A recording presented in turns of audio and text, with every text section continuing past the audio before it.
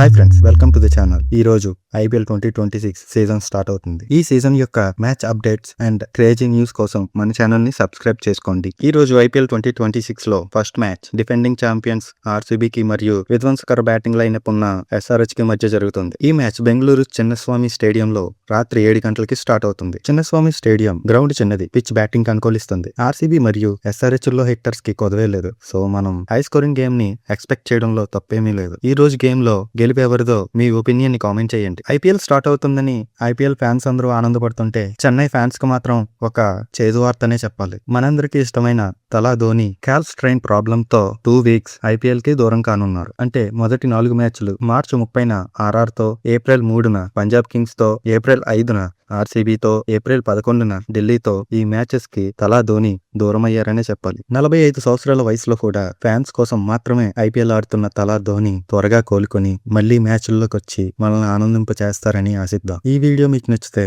Like చేయండి, comment చేయండి, channel కి సబ్స్క్రైబ్ చేసుకోండి. Thanks for watching.